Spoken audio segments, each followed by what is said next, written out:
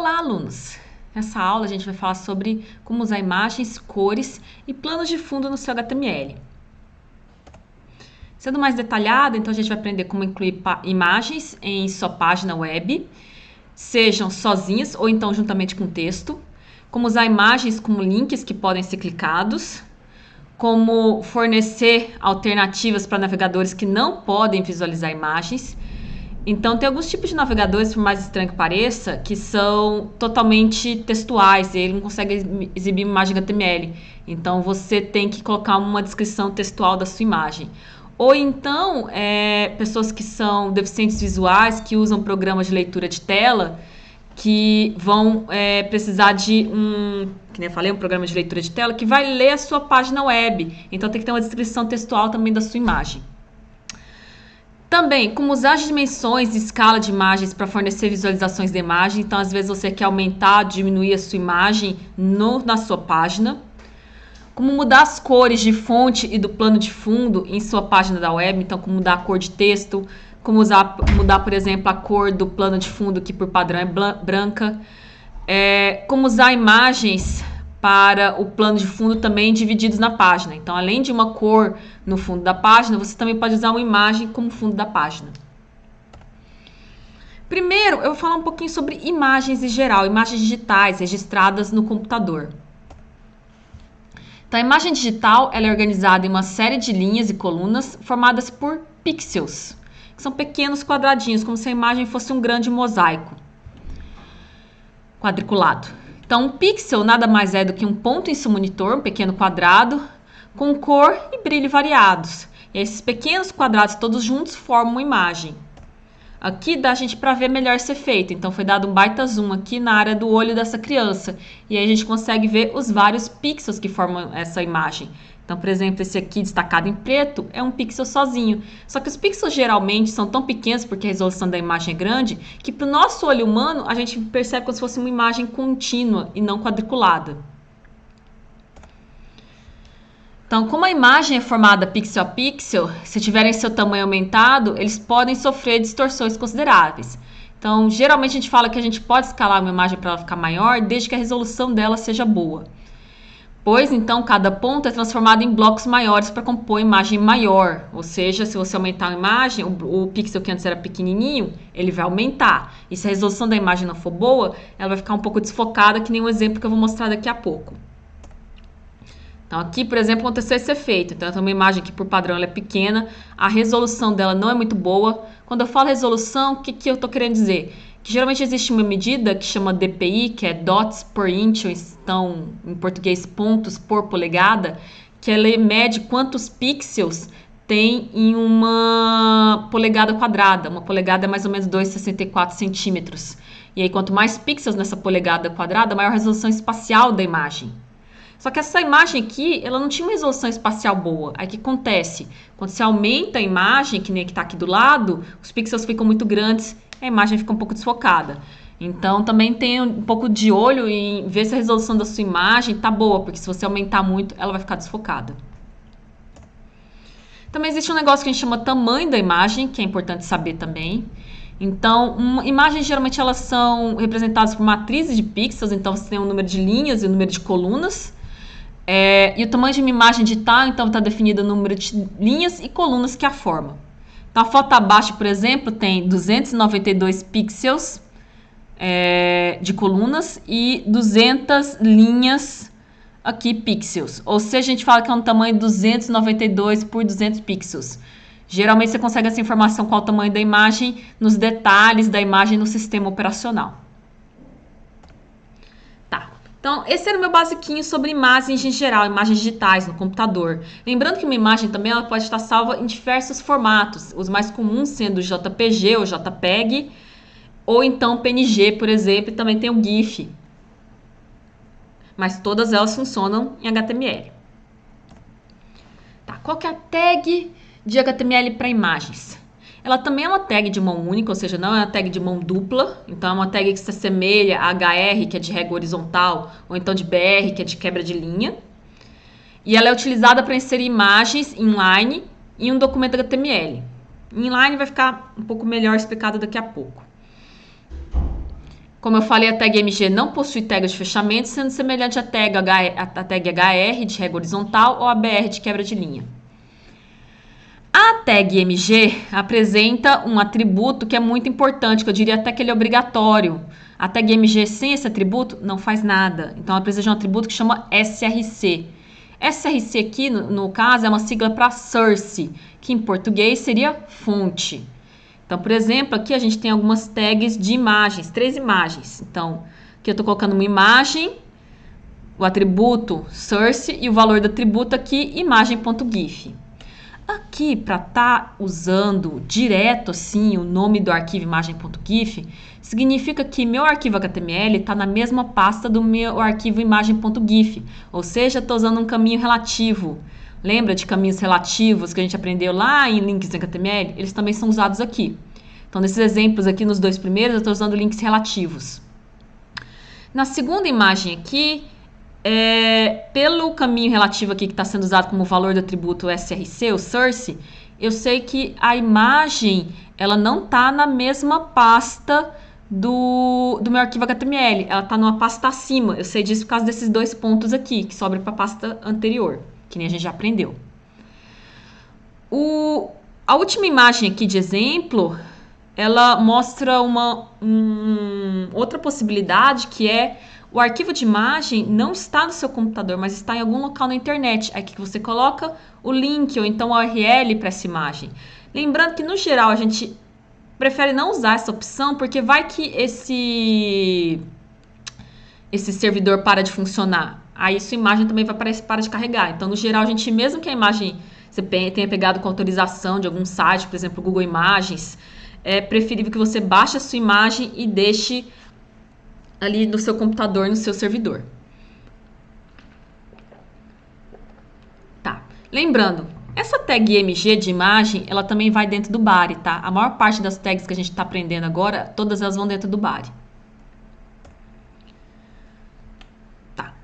A tag mais básica de imagem, ela só tem isso. A tag MG e qual a imagem que você quer carregar de fato, a imagem digital, que é representada pelo atributo source, o SRC. Mas, como eu já adiantei antes, existe um outro atributo que torna a página mais acessível, que é o quê? O atributo alt. E esse atributo alt, ele é usado quando a imagem não é carregada ou então por programas de áudio, de leitura de tela. Então, para que esse atributo alt é usado? Como eu falei anteriormente, quando um deficiente visual usa a internet ou um computador, eles usam programas de leitura de tela, onde cada texto da página é lido por uma voz artificial em ordem. Só que quando chega na imagem, ele precisa desse texto alternativo para saber o que ler. Então, por exemplo, se minha foto fosse um pedaço de uma pizza de pepperoni, aí no seu texto alternativo estaria o quê? Pedaço de pizza de pepperoni. Então, ou seja, uma descrição do que visualmente tem naquela imagem. Também é muito útil, apesar de não muito usado, existem alguns navegadores que não são visuais, que nem o Chrome, o Firefox, que são puramente baseados em texto. Então, nesse caso, também eles não conseguem exibir essa imagem e exibem o texto alternativo no lugar. Então, vamos ver esse exemplo, um HTML aqui. No caso, essa minha imagem, ela está dentro de um parágrafo e esse parágrafo está dentro do body. Vamos aqui para desenvolvimento web, slides, imagens, ok. Vou abrir o exercício 1 aqui no Notepad++. Acho que eu vou aumentar um pouco o zoom aqui. Tá. Então, observem que aqui está meu HTML completo. Eu ainda tenho HTML, o body, o head aqui. Vou indentar um pouco melhor aqui.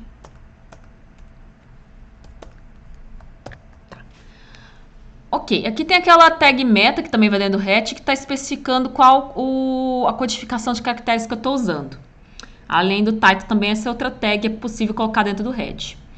Tá, mas o que a gente está focado aqui na imagem. Então, dentro do body, dentro de um parágrafo, eu tenho minha primeira tag de imagem. Então, source, minha foto JPG, alt, minha foto. É o texto alternativo. Tá, esse é o exemplo 1 HTML. Onde está a minha foto.jpg? Então, meu exercício 1 HTML está aqui. A minha foto tá aqui. Então, para colocar assim o nome direto, se for um caminho relativo, é só colocar, tem que estar na mesma pasta. Então, vou abrir esse exercício 1 aqui no HTML e que apareceu uma foto minha de uns 10 anos atrás. Mas a gente tem então a nossa primeira foto que a gente conseguiu carregar. Observe que eu não defini o tamanho da imagem. Então, o que acontece? A imagem aparece com o seu tamanho original, sem ser menor ou maior, com o seu tamanho original.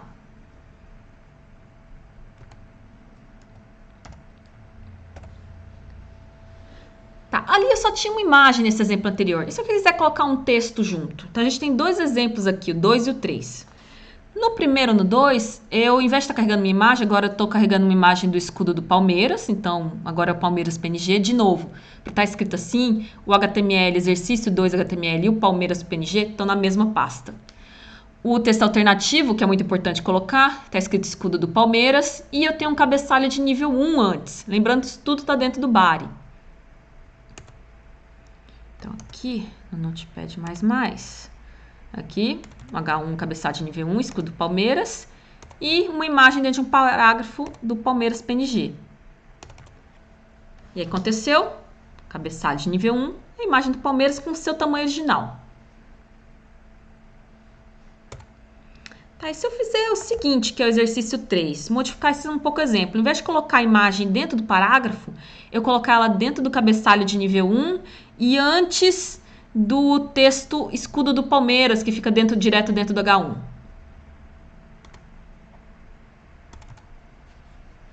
Fica do lado. Mas não devia ficar embaixo? Não. Por quê? Imagens, por padrão, elas não provocam uma quebra de linha. Então, o texto não vai para baixo, fica do lado. Então, é muito importante vocês saberem que imagens, por padrão, não provocam quebra de linha. Parágrafos provocam quebra de linha, cabeçalho de nível 1 provoca quebra de linha. Mas, imagem sozinha, não. Então, texto que ficou aqui embaixo, sem uma quebra de linha aqui, sem nada, vai ficar do lado. Isso fica mais visível ainda nesse exemplo 4, HTML. Que eu tenho um longo parágrafo, tem uma espécie de poema aqui. Amor de quem o mundo, e aí eu coloco uma pequena imagem aqui, mundo.gif. Começou, e aí uma quebra de linha. Mais texto. Obteve o segredo do sol. Outra imagem agora, só que o sol.gif. Outra quebra de linha. O amor, somente o amor, pode dizer enquanto estrelas os milhares. Desculpa. E aí uma imagem de estrela estavam espalhadas. Outra quebra de linha. Pois cada átomo, uma imagem de um átomo.gif aqui, sabe de si próprio. Outra quebra de linha. Esse é o exercício 4. Lembrando, todas essas imagens estão na mesma pasta para colocar o nome delas assim. E que você também tem que colocar a extensão, tá? No caso, .gif. Então, observem que o sol aqui não provocou uma quebra de linha. Começou, não ficou embaixo. O que provocou quebra de linhas aqui foi os vários BRs. Então, aqui depois da imagem do sol tem um BR. Então, aqui o BR depois, a quebra de linha depois do sol. Aqui também não provocou uma quebra de linha. E aqui também não. Todas as quebras de linhas que tem aqui, aqui e aqui, talvez até uma aqui no final, não lembro. Tem, mas não é tão visível. Foram provocadas por BR. Imagens, por padrão, não provocam uma quebra de linha. E as imagens por padrão, eu não escalei elas aí, tá? Elas são desse tamanho pequeno. No Windows, como que você consegue saber, fazendo um pequeno parênteses, o tamanho da imagem mundo.gif, por exemplo? Eu vou lá em mundo.gif, clico com o botão direito, propriedades, aqui está properties, porque o meu Windows está em inglês. Você vai em details em inglês, detalhes em português, e aqui ela tem 60 de largura pixels por 53 de altura. Ela é pequenininha, aquele tamanho ali que está sendo exibido mesmo. Tá. Por que é importante, então, saber a altura e largura da sua imagem? Para você conseguir usar esses atributos aqui que são importantes, que são o atributo height, que é a altura, e width, que é a largura. Ele vai especificar a altura de uma imagem em pixels, que é o mais comum, mas como a gente vai ver daqui a pouco, também pode ser em porcentagem. Então, aqui o exemplo 2A, é parecido com o exemplo 2 que apareceu antes, só tem a mudança de que agora eu coloquei os atributos width e height. Então, H1 aqui com o escudo do Palmeiras, o texto vai ficar em negrito, um pouco maior. Depois um parágrafo com imagem Palmeiras PNG, coloquei o texto alternativo com o atributo alt. Só que agora eu coloquei também a largura, que é 400 pixels, e a altura, que é 400 pixels.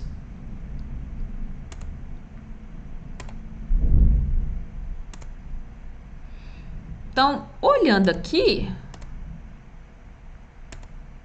se eu não me engano, eu aumentei. Por quê? Se eu for olhar o Palmeiras, cadê o Palmeiras aqui? Acho que está em ordem alfabética. Tá.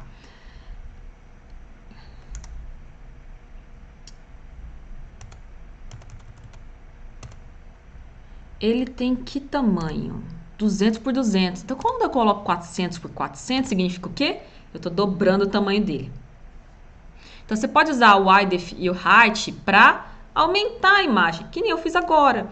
200 vezes 2, 400, então 400 por 400, eu dobrei a minha imagem de tamanho. Mas não é só para isso que height e width é usado, então não é só para alterar o tamanho da imagem. Então, mesmo que você não vai alterar o tamanho da imagem, é muito importante usar esses atributos. Por quê? Então, sempre procure especificar os atributos height, que é a altura, e width, que é a largura para as imagens. Se a altura e a largura são definidas, o espaço requerido para a imagem é reservado quando a página é carregada. Se esses atributos não forem definidos, o navegador não sabe o tamanho da imagem e não reserva espaço adequado para ele. O efeito será que o layout da página vai mudar durante o carregamento, enquanto as imagens carregam. Aqui está que as minhas imagens carregam rapidamente, por quê? Não está num servidor, eu estou acessando na internet, está no meu próprio computador, então carrega rapidamente. Mas, por exemplo, se você estivesse acessando, vocês já devem ter passado por isso. Você carrega, abre uma página da internet no seu navegador. E aí tem um monte de imagem, uma atrás da outra, esse navegador. E as imagens não carregam todas de uma vez, porque vai que sua internet não está muito boa aquele dia. E aí o texto fica pulando, porque ele vai expandindo as imagens para o tamanho correto, só que à medida que vai carregando, então vai provocando um efeito layout que não é muito agradável. Então, geralmente a gente indica usar os atributos height e width até para já reservar o espaço para o layout e depois não ficar mudando enquanto está carregando. Então, é uma boa prática de desenvolvimento web. Exemplos aqui usando esses atributos, height e width, o exemplo 12, em vez de aumentar, eu estou deixando 1/4 do tamanho. Um quarto? Menos ainda, 1/8? Que era 200 por 200. Então, botei 25 por 25. Esse aqui é o exemplo 12. Observem que ele fica bem pequenininho. Aqui no 13, dentro do parágrafo, agora eu deixei 200% por 200%. Eu acho que eu até brinquei um pouquinho com ele aqui, porque... Ah, não, acho que eu abri errado. Não, esse aqui é o 12, minuto 13. Deixa eu ver o que está escrito aqui de fato. Não, tá. 200%, 200%. Ah, tá, lembrei. Aqui ele vai ficar... O 200%, quando você usa porcentagem, não é que dobrou de tamanho. Não é isso. É 200%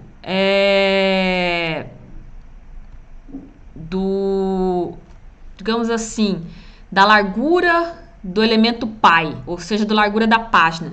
Então, tá vendo que aqui tá até a metade? E aí tem uma barra de rolagem? Então, a porcentagem aí é em relação quando é a porcentagem da largura, a largura da sua página, e quando é a altura da sua página. Então, tem cuidado, quando você usa porcentagem, não é a porcentagem que vou dobrar o tamanho da imagem, não. É em relação ao elemento que é pi, que no caso é a página, porque é o body. Então, a largura em relação à largura da página e à altura da página. O que acontece aqui, por exemplo, 14.html, height 20, width 100%.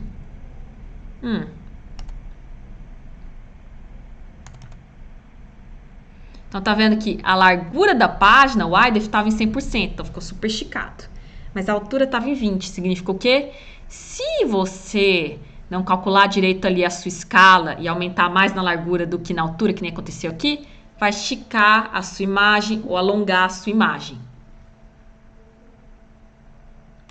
Uma coisa que dá para fazer, que é uma pequena coisa que dá pra fazer, que nem aqui eu usei high.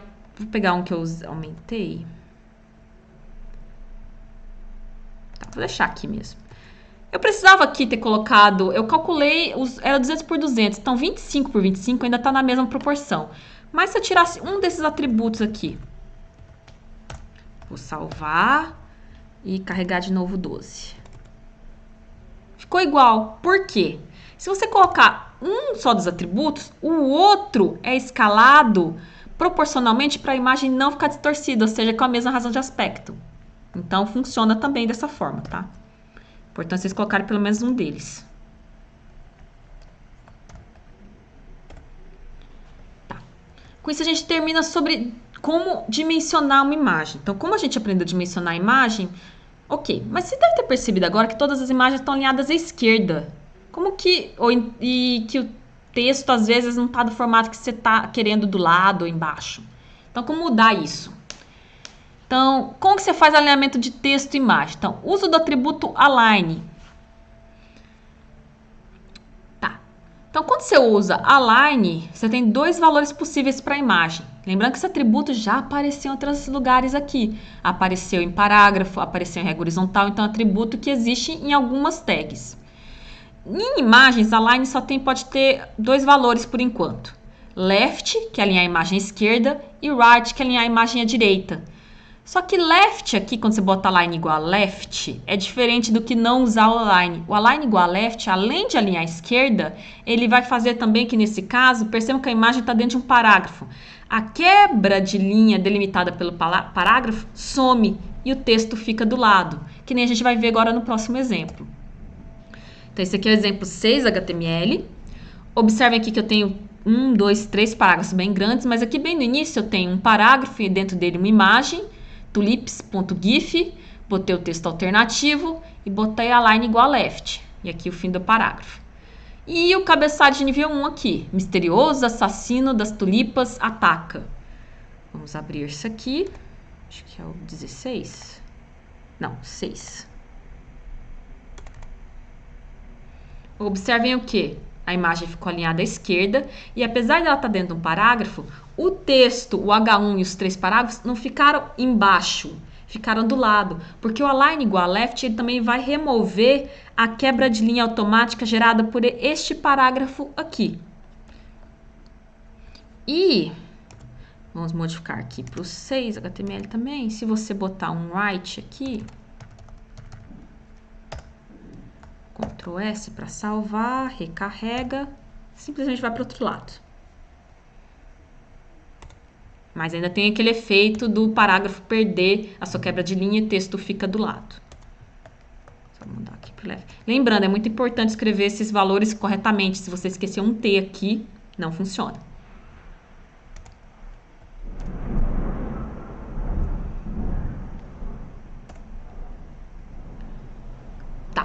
Então, já aprendemos como colocar uma imagem, como dimensionar uma imagem e agora como alinhar uma imagem.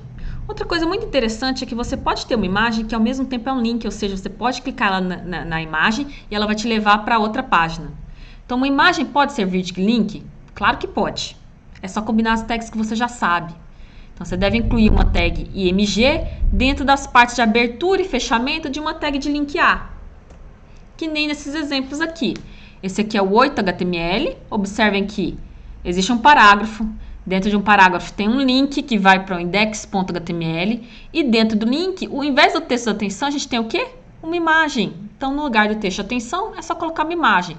Que no caso é o up arrow GIF, que é uma setinha para cima, se eu não me engano. Texto alternativo, up. Ah, e outra coisa. Esse aqui... Tá, vamos mostrar o 8 primeiro. Parece só uma imagem, né? Mas observe o que acontece com o mouse. Quando eu passo para cima, fica com uma mãozinha aqui, como ele fica quando é um link. Então, se eu clicar aqui, vai para index.html. Só que, na verdade, eu acho que eu modifiquei o 8.html para ir para o site da TFPR, tá? Porque o index.html não existia.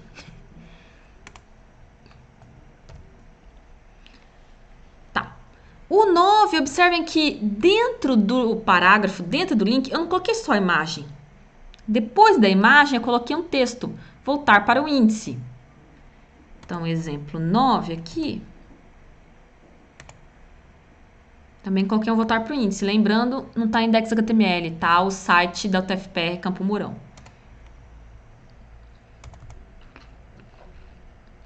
Então, vai aparecer a imagem. A imagem também é um link, porque ela está bem da dentro de A. Então, eu posso clicar tanto na imagem como no texto. Observe que já está meio roxo porque eu já cliquei nesse link antes. Então, ele é um texto, um link visitado, que por padrão dos navegadores é exibido em roxo. E aí também vai para o site da portal da UTFPR de Campo Mourão. Então, sim, podemos ter imagens que também são links. É só dentro do link colocar a imagem. Lembrando, o link é a tag A, que tem pelo menos esse atributo obrigatório, que é o href. Tá. A gente viu como alterar a cor de alguns elementos na aula passada, e a gente vai ver também como alterar a cor de alguns elementos daqui a pouco. Então, eu gostaria de explicar cores em HTML melhor para vocês. Então, é possível em HTML especificar as cores de duas formas. Uma é usando um número hexadecimal representando aquela cor. Então, por exemplo, a gente tem esses números hexadecimais aqui. No número hexadecimal sempre são 6 caracteres precedidos por uma hashtag. Se você esquecer a hashtag, provavelmente não vai funcionar. Então, por exemplo, tudo 0 é o preto. Aqui a gente tem outra cor hexadecimal, que representam cores no modelo de cor RGB, que fala que qualquer cor mistura das 3 cores primárias de luz: red, vermelho, green, verde e azul, blue. Só que ninguém fica decorando, tá, esses números hexadecimais. Existem sites que nem esse aqui, que eu vou abrir agora, que tem uma infinidade de cores. Aqui são algumas cores do site, tá? Se você entra aqui, parece mais cores ainda. Então, paletas, por exemplo, Google Colors. E aí ele, essa cor é hexadecimal, essa outra cor é 3 hexadecimal, por aí vai. Então, nesse site você pode pegar as cores, por exemplo, casar esse azul, esse verde aqui. E aí você usa esse hexadecimal aqui, para essa cor específica. A vantagem de usar os números hexadecimais, que é o número de cores que você tem em números hexadecimais, é muito grande, praticamente infinito. Então, cores com pequenas variações, que nem essas duas aqui. Outra opção, que se você quiser uma cor mais básica, que eu já tinha falado anteriormente, é usar o nome da cor em inglês. Por exemplo, black para preto, white para branco, green, verde, olive é um verde oliva, navy é o que eles chamam de azul naval, purple é roxo, gray é cinza, red vermelho, yellow amarelo, blue azul, teal é um tipo azul, só que é um azul teal que eles chamam.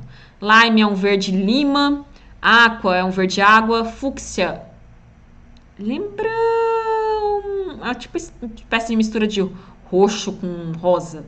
Silver é um tom de cinza bem específico. Só que qual é o problema?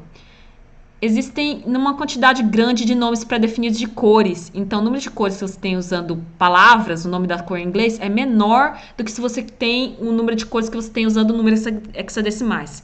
Se for uma cor simples, básica, que nem vermelho, red, tudo bem usar o nome da cor. Mas se for uma cor mais específica, um subtom, é preferível usar o número hexadecimal, que você tem como se fosse um número muito maior de opções. Tá, e para onde a gente vai usar as cores aqui? Por exemplo, para mudar a cor do plano de fundo. Por enquanto, as nossas páginas, a cor do plano de fundo era sempre branca.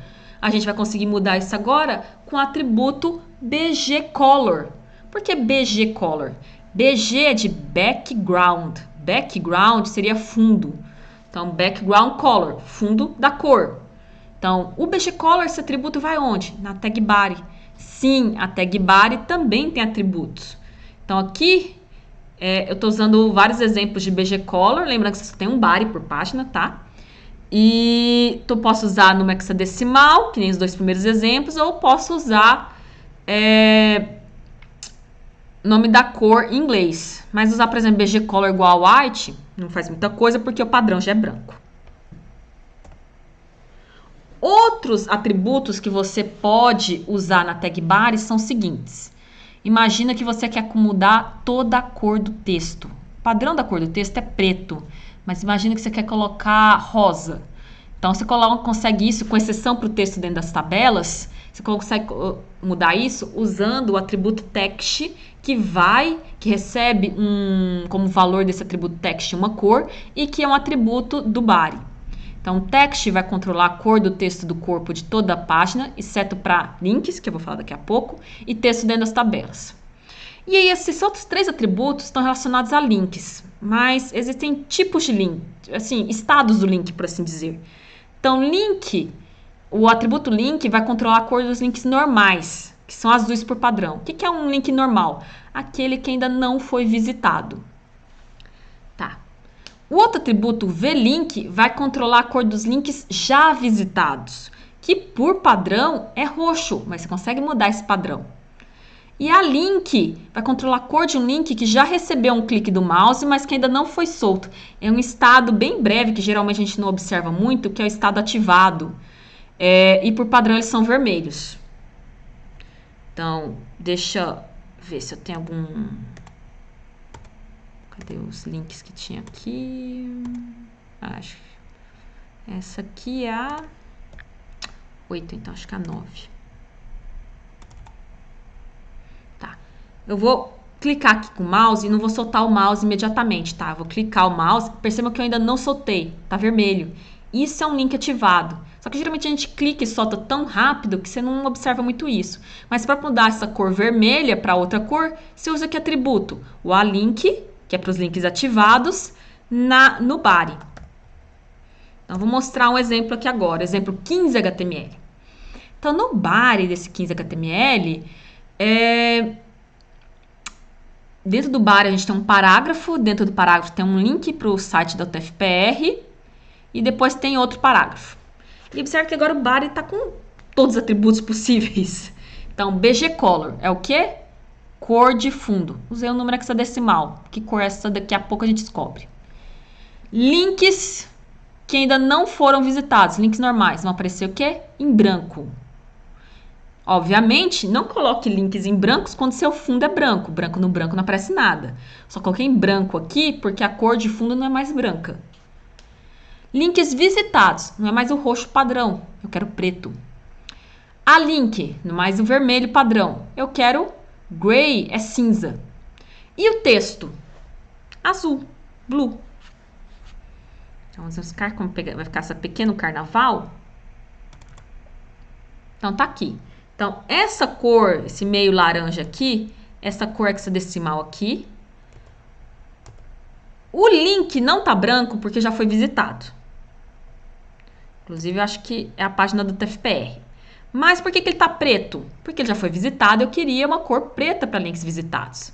E aquele momento ativado, eu vou tentar clicar aqui bem devagar, tá percebendo que ele está cinza?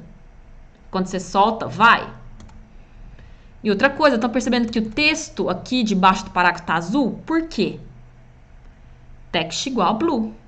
Então, você consegue mudar as cores padrões do link, dos links, dos diferentes estados do link, link normal, link visitado, link ativado, do texto e também da cor de fundo.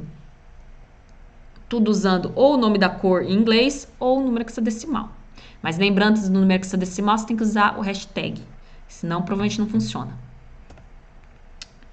Tá. Mas imagina que, lembra que a gente falou da tag fonte na aula passada? Ela também tem um atributo que chama color, que eu até falei na aula passada. Então, você usa a tag fonte quando você não quer, por exemplo, que todo o texto fique de, por exemplo, vermelho. Você quer parte do texto em vermelho? Que nem nesse exemplo aqui, o 16 HTML. Eu tenho um parágrafo, não estou usando aqui o atributo text, então provavelmente o parágrafo está em preto.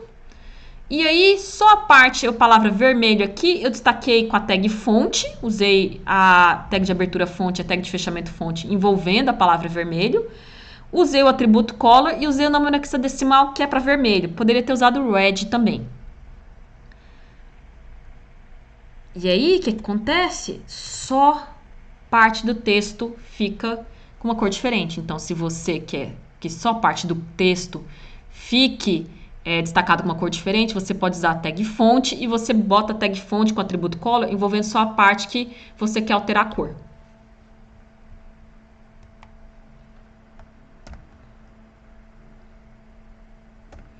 Estamos chegando no final. Tá. Imagina que eu não quero uma cor de plano de fundo. Também não quero branco, eu quero uma imagem. Dá para fazer isso? Dá. Com background. Então, BG Color é para mudar a cor de fundo, background é para colocar uma imagem como cor de fundo. E aí você coloca, por exemplo, o caminho relativo aqui da imagem.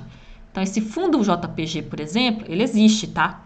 E ele está na mesma página, na mesma pasta do exemplo 17.html. Tá, mas vamos ver essa imagem fundo. Tá aqui. Então, esse padrão aqui. Mas essa imagem, já estou vendo que ela não vai ser tão grande quanto é a minha página. O que vai acontecer, então? Então, vamos abrir o exercício 17HTML para descobrir isso.